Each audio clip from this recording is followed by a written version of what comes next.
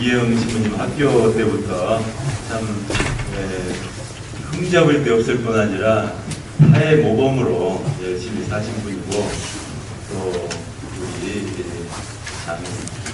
장준민, 또 민준, 유진영, 부부제님은 제 조카 현욱이 친구라 진짜 고향에 온 느낌입니다.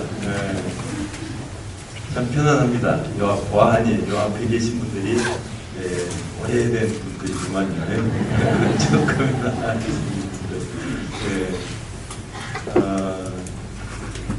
대림절이라 특강 겸해서 이렇게 하는 것이라고 했는데, 우스갯소리 하나 하고 시작할게요. 교황님이 오신 지가 벌써 3년이 지났네요. 교황님이 참 농담을 잘 하시는 분이었어요. 이제 마지막 날 5일째 아침에 명동성당에서 미사를 봉헌하시고 이제 떠나셨는데요. 그날은 마지막 날이라 아침에 이제 그동안 수고했던 주방 수녀님들, 또 대사관 직원들, 경호원, 한국 경호원들 사진도 찍어주시고 선물도 주시고 그렇게 했습니다. 저도 사진을 좀 찍고 싶었어요. 왜냐하면 조카가 삼촌 셀카라도 좋으니 교황님과 단둘이 찍은 사진 좀 보내주세요. 자기 친구들한테 자랑하려고 그랬는데 제가 부끄러워서 그렇게 못했어요. 그래서 저도 찍고는 싶은데, 그러나 4박 5일 동안 계속 같이 다닌 사람이 또 사진 찍자고 하기에는 너무 미안하고 부끄럽고 해서 옆에 서 있었습니다. 저보고도 오라고 그러시더라고요. 그래서 옆에 이렇게 서라고 앞에서 사진 계속 찍어야 되는데 이렇게 말씀하시더라고요. 이제 정신부가 유명해져서 사람들이 이 사진 보고 이렇게 물어볼 거야. 정신부님 옆에 계신 이분 누구신가요? 물어볼 거라고. 그래서 사진 찍으면서 저는 계속 웃고 하여튼 행복한 시간이었습니다. 멀리 가면 사실은 제가 순천에 와서 과다르페 신부님들을 알게 됐죠. 과다르페 신부님들이 스페인말 하시잖아요. 그때 그분들을 뵐 때만 해도 부에노스 디아스, 깨딸 이런 말을 전혀 못 알아들었어요. 그런데 제가 그 말을 하는 나라에 가서 공부할 줄을 누가 알았어요? 또 그것 때문에 교황님 수행비서 통역을 할 줄을 누가 알았습니까? 하느님이 하시는 일을 다 알고 사는 것이 아니고 조금 알아가 이제 교황님 뵙고 이렇게 하면서 저의 모든 일생이 구슬이 서말이라도 껴야 보배라고 그러는데요. 실에 쫙 끼어지는 것 같은 느낌이 들었습니다. 정말 이 자리에 오니까 주님께서 저를 당신 아들로 삼으시고 또 불러주시고 사제로 이렇게 살 수 있도록 해주신 것에 다시 한번 감사드리고, 또 저와 영적인 여정, 몸으로는 떨어져 있지만 함께 하시면서 염려해 주시고 기도해 주신 모든 형제 자매님들께 깊이 감사드리는 마음 듭니다. 대림특강이라고 해서 무슨 이야기를 할까 했습니다.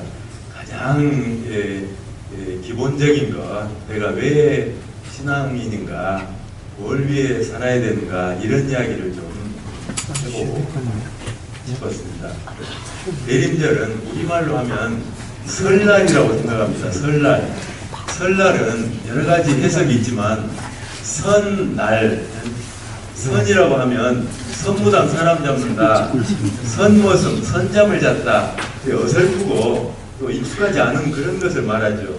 선날, 설날 하면 새로 시작하는, 그래서 뭔가 물이 덜 익은 것, 그렇지만 앞으로 익어갈 것, 꿈이 그 안에 담겨있는 것, 그것을 말하는 것일 겁니다. 대림절은 이렇게 새로 시작하는 시간이어서 대림절이 해마다 이렇게 되풀이되는 그 의미를 생각해보면 첫 마음을 잊지 말고 살자, 그런 초대라고 생각이 듭니다. 첫 마음을 회복하는 것 참 중요하다고 생각이 돼요. 정채봉 씨 아시죠? 정채봉 씨가 쓴 첫 마음이라는 시를 한번 들어보세요. 1월 1일 아침 찬물로 세수하면서 먹은 첫 마음으로 1년을 산다면, 사랑하는 사이가 처음 함께 눈을 맞던 날의 떨림으로 내내 계속된다면, 첫 출근하는 날 신발끈을 매면서 먹은 마음으로 직장 일을 한다면, 세례성사를 받던 날의 빈 마음으로 눈물을 글썽이며 교회에 다닌다면, 이 사람은 그때가 언제든지 늘 새 마음이기 때문에 바다로 향하는 냇물처럼 날마다 새로우며 깊어지며 넓어진다. 이런 시입니다. 저는 오늘 아침에 좀 일어나서 이런저런 생각들을 하게 됐습니다. 그냥 떠올랐습니다. 하려고 한 게 아니고.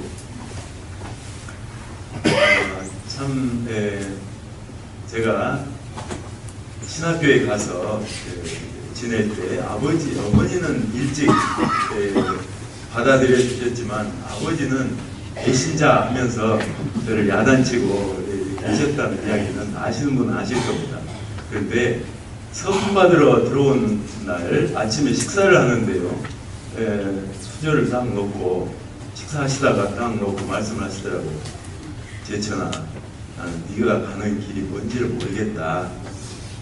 그런데 아마도 이병철, 아니 출세를 얼마나 해서 높은 자리에 올라가더라도 이렇게 많은 교우들이 자기 일처럼 좋아해 줄 것 같지가 않다.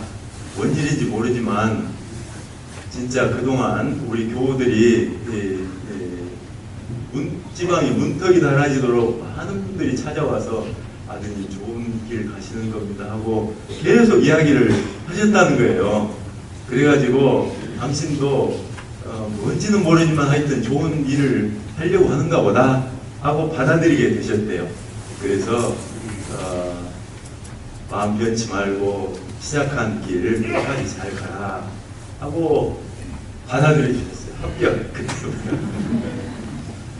정말 교우분들 덕분에, 교우분들의 기도 덕분에 제가 신부가 될 수 있었고 또 지금까지 이렇게 잘 지내고 있습니다.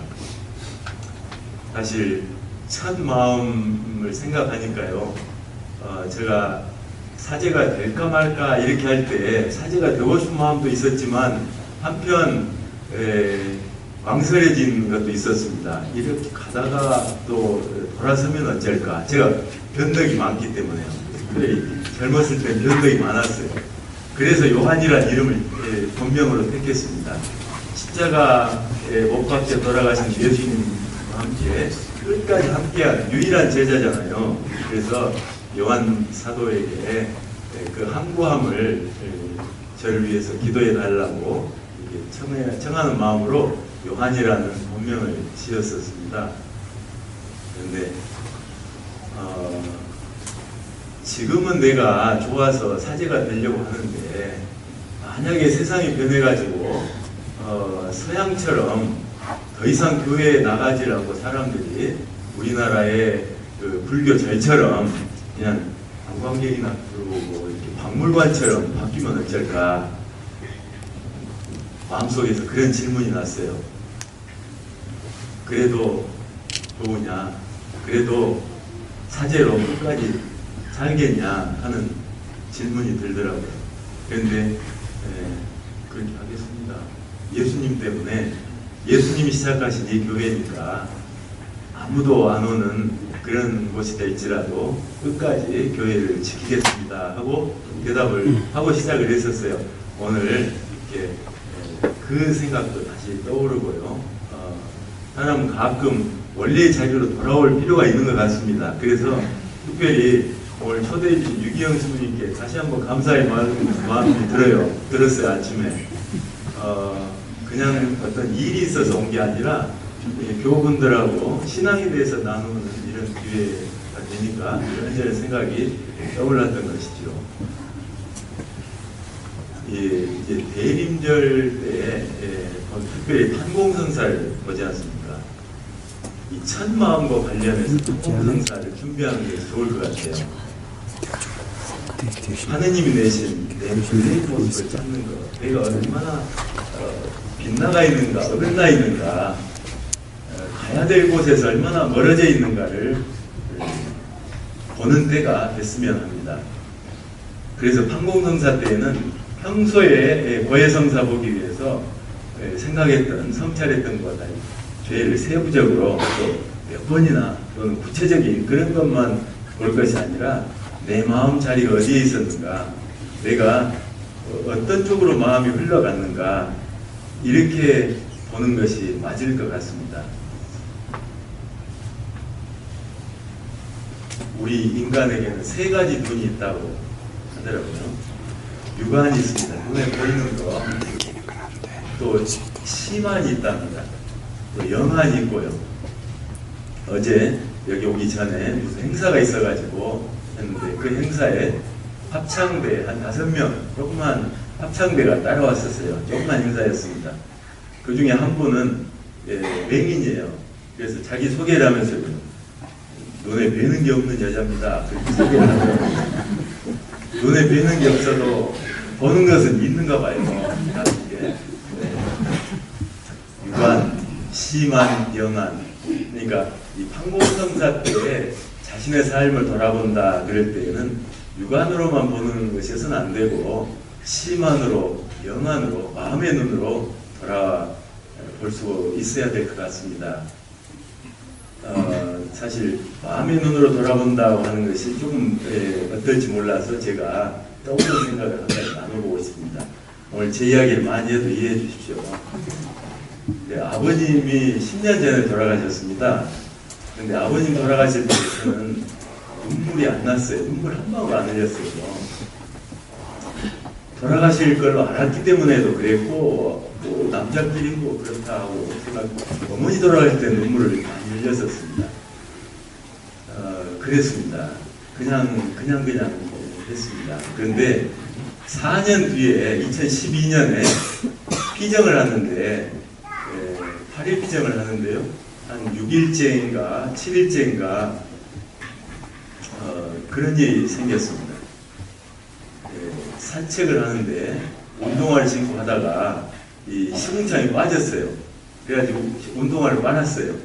다음날 아침에 끈을 다시 묶는데 불현듯 그런 생각이 났습니다. 이 끈을 매는 방법을 내가 언제 누구한테 배웠을까 하니까 아주 어렸을 때 처음으로 아버지가 운동화를 사서 끈을 매주신 그것이 떠오르더라고요. 사실은 그 방법대로 지금도 운동화 끈을 매고 있는 저를 알게 됐습니다. 그러면서 아버지가 저에게 해주신 그 많은 일들을 순간적으로 떠올리게 됐습니다. 학교 다닐 때 이제 자전거를 처음에 배웠는데 교대 운동장에서 탔어요. 처음에. 그런데 뒤에서 이렇게 아버지가 잡아주셨죠. 근데 한참 잘 나가다 보니까 뒤에 보니까 아버지가 안 계세요. 처음에 넘어지지 않도록 잡아주시고 그냥 옷장 가니까 앉으면서 그냥 놔주신 거죠. 고등학교 들어갔을 때 이제 교복을 맞추는데 교복점, 아마 형들이 학교 들어갈 때는 교복을 당신이 가서 이렇게 해주셨는가 모르겠는데 제가 할 때는 따라오셨어요. 그래가지고 교복점에 와서 제가 구레빠로 살려고 하는데 구레빠도 나쁜 것은 아니에요. 중정도 돼요. 집안 형편 생각해서 제가 하는데 아버지가 엘리트 학생복지도 딱 이렇게 해주시더라고요. 그때 제일 더웠거든요. 이런저런 생각이 나면서 저한테 해주셨던 그 사랑의 표현들을 떠올렸습니다. 그런데 아버지가 참 고마운 분이었습니다. 고마운 분이었는데 돌아가시기 전에 그 모든 것들을 사실은 아버지니까 그런다 생각하고 당연하게 여겼지 고맙다는 말을 못했었어요. 이제 돌아가신 몇 년이 된 뒤라 고맙다는 말을 표현할 수도 없는 노릇이고 해서 참 미안한 생각이 들더라고요. 그리고 제가 너무 철없이 살았다는 생각이 들고 막 눈물이 흐르는데요. 걷잡을 수 없이 수도꼭지 틀어놓은 것처럼 막 눈물이 나요. 그래서 이게 피정 망하겠다 해서 자리를 옮겼어요. 그래서 한 5분 있으면 또 눈물이 흐르고 그래서 그날 오전에는 그냥 점심 때까지 계속 눈물을 흘리면서 그 전에 돌아가셨을 때 안 흘린 눈물을 한꺼번에 흘린 적이 있습니다. 제가 본 영화 중에 세상에 재미없는 영화가 있어요. 영매라는 영화인데요. 영스럽다는 것이고, 매는 중매한다 이래요. 영매하면 무당 이야기예요. 세상에 재미없는 영화라 큰 영화관에 갔는데 저하고 우리 예수회원 2명 공동체 모임 때 영화를 보러 갔거든요. 3명하고 한 중년으로 보이는 자매 한 사람, 그 큰 극장에 4명이 앉아서 영화를 봤습니다. 3명의 무당들의 다큐멘터리였어요. 한 무당은 진도 출신이고 또 한 무당은 기억이 잘 안 나는데 아마 강원도는 어디 될 것 같아요. 3번째 무당은 인천 사람이에요. 근데 앞에 2 무당들은 인터뷰 장면이 따로 안 나왔어요. 굿하는 것만 나오고. 그런데 이 3번째 무당은 원래는 무용을 공부하던 사람입니다. 그래서 이제 대학을 졸업하고 미국에 가서 무용 공부를 제대로 하려고 갔는데 거기에서 신내림을 체험했대요. 그래가지고 공부를 중도에 포기하고 와서 무당 일을 하는 거예요. 인천에서. 근데 이 사람은 인텔리이기 때문에 자기가 하는 일이 뭔지를 설명할 수 있고 하니까 인터뷰를 한 것 같아요. 그 인터뷰 내용이 아주 인상적이었습니다. 자기가 무당으로서 이렇게 굿을 하고 하는데 이것은 결국은 죽은 사람과 산 사람 사이에 맺힌 것을 풀어주는 화해 역할을 하는 것이다. 그런데 참 안타깝게 생각하는 것은 살아있을 때 고맙습니다, 미안합니다, 용서해 주세요 이런 이야기를 당사자에게 직접 했으면 쉽고 간단하게 풀릴 것을 살아있을 때는 안 하고 죽을 다음에야 비로소 이렇게 굿을 하고 난리를 피웠다는 거예요. 그런데 500만 원, 1000만 원 주고 해도 이 굿의 효과라는 것은 그렇지 않냐. 살아있을 때 하면 좋을 텐데 하고 인터뷰를 하는 것이 아주 인상적이었어요. 그래서 제 이야기였습니다. 유관, 시만, 영한 이야기를 했는데요. 우리는 세상을 그냥 육안으로만 봐요. 그리고 살면서도 나 중심적으로 나한테 왜 잘해주지 않나. 이렇게 보면 상대방이 있는 그대로 안 보여요. 나에게 이용가치 있는지 어쩐지 그걸로 보죠.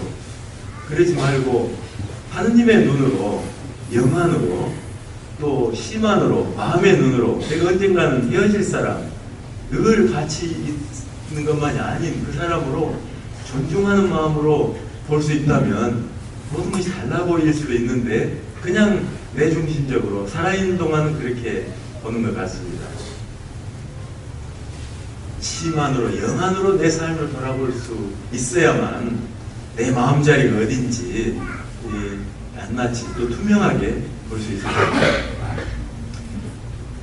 죄를 성찰한다고 해서 내가 무슨 나쁜 짓을 했는가 이렇게 성찰을 한다면 나쁜 짓은 찾기가 어렵습니다. 진짜 마음먹고 나쁜 짓을 하는 경우는 없기 때문에 그래요.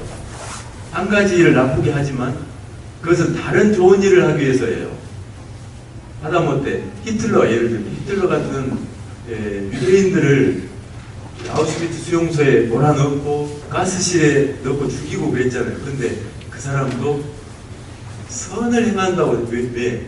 유대인들은 악이기 때문에 악을 멸살하고 그리고 선인 그 자기 민족을 살려야 된다 이런 뜻으로 한 거예요. 그러니까 한쪽이 악을 행하면서 다른 선을 행하는 것이 인간이거든요. 그러니까 내가 무슨 악을 행했는가 이렇게 생각을 하면 잘 안 떠올라요. 사실은 내가 그동안 무엇을 취했는가, 그리고 그 취한 대가로 무엇을 버렸는가, 이런 것을 성찰할 수 있을 때, 성찰하려고 노력할 때 내 죄가 더 잘 보일 겁니다. 이건 제가 줄여서 말씀을 드리지만 아우스팅 성인이 그런 이야기를 했어요. 우리는 악을 악 자체로 선택하는 법은 없다. 작은 악을 선택하면서, 아니 작은 선을 선택하면서 큰 선을 잃어버리기 때문에 그것이 악이 되는 것이다. 이렇게 이야기를 했습니다. 그래서 이 대림절 동안에는 내가 어떻게 살아가고 있는가, 우리 살고 있는가를 보시면서 그 너머의 것을 볼 수 있으면 좋겠습니다. 우리가 그런 것을 잘 못 볼 때, 저도 그랬지만요, 하느님은 회초리를 드십니다. 그냥 있으면 잘 못 보니까 회초리를 드셔요. 히브리서 12장에 보면 이런 이야기가 나옵니다. 주님께서는 사랑하시는 이를 훈육하시고 아들로 인정하시는 모든 일을 채찍질 하신다. 채찍질도 하신다는 거죠. 내가 어려움을 당할 때, 고통과 시련을 당할 때 너무 거기에 매몰되지 말았으면 좋겠습니다. 또 남과 비교하지 말았으면 좋겠습니다. 나에게는 내 길이 있기 때문에 그럽니다. 실패가 온다, 고난이 온다 하고 그것을 나쁘게만 생각하지 마십시다. 제가 대학교를 들어갈 때 재수했어요. 한번 떨어졌습니다. 지금은 KTX가 있어서 빨리 오지만 아시다시피 옛날에는 용산에서 야간 열차를 타고 많이 다녔습니다. 저도 그때 그렇게 왔습니다. 밤 9시에 타면 아침 6시에 광주에 떨어져요. 그런데 자리가 두 사람이 앉게 돼 있는데 야간 열차에 사람들이 빼곡하게 있기 때문에 세 사람씩 앉곤 했어요. 앉아 있는데 제 맞은편에 어르신 계셨어요. 젊은 사람이 잘 웃지도 않고 시무룩해 갖고 있으니까 걱정이 돼서 그랬던지 말을 이렇게 걸어오셨어요. 근데 제가 술술술 말을 했던가 봐요.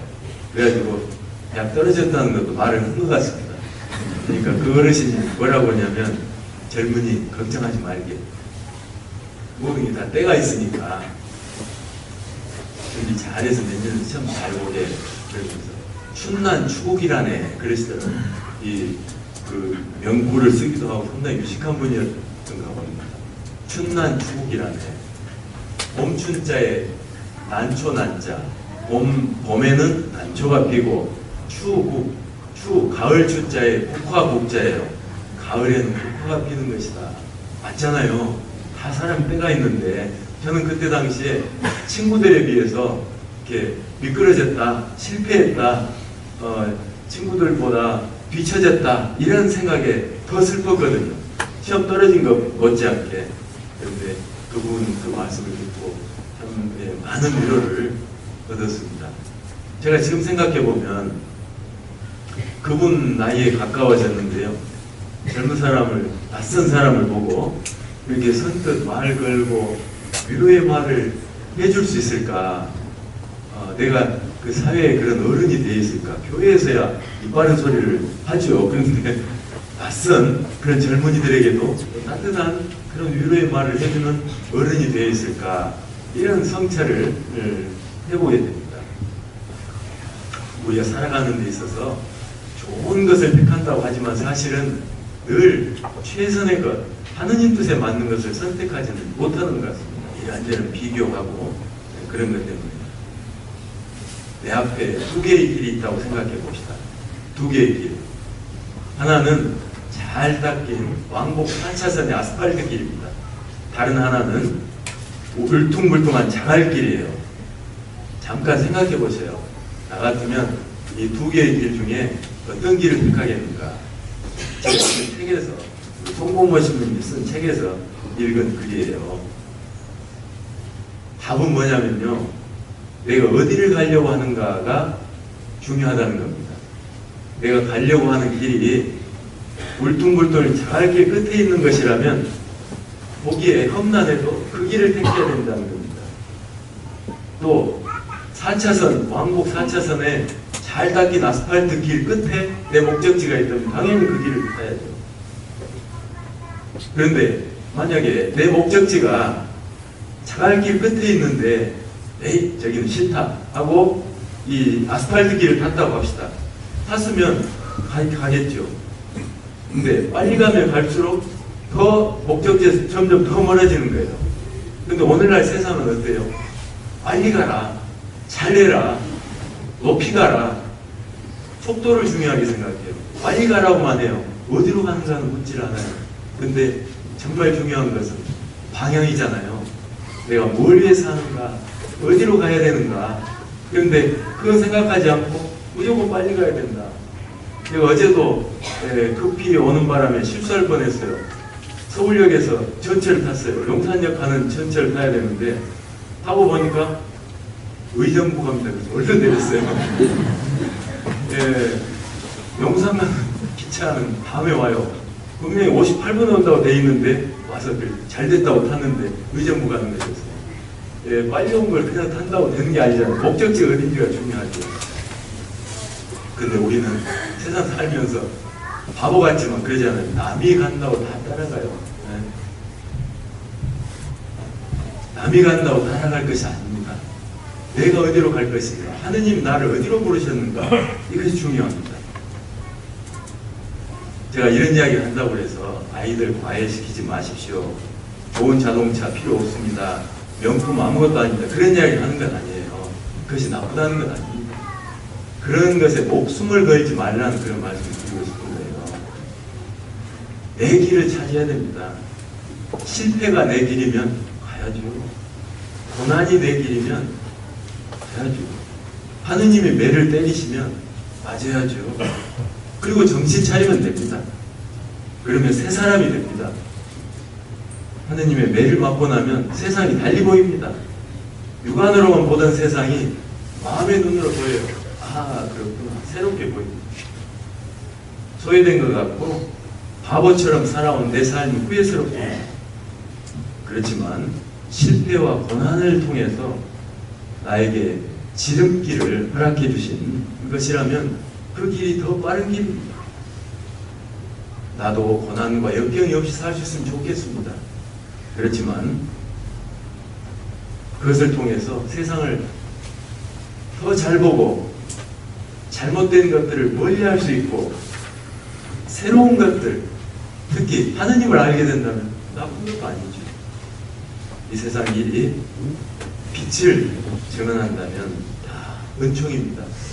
어둡게 보이지만 그것이 빛이 뭔가를 알려준다면 은총이 됩니다. 인간적인 눈으로만 보지 말고 심안으로, 영안으로 볼 수 있으면 좋겠습니다.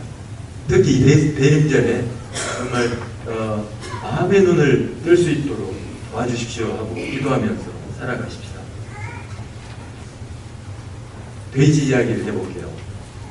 돼지 한 마리가 낮잠을 자고 일어났습니다. 배가 출출합니다. 그래서 이거 좀 먹을 것이 없는가 하고 킁킁거리면서 무리를 찾아다닙니다. 그런데 위에서 사과 하나가 툭 떨어졌습니다.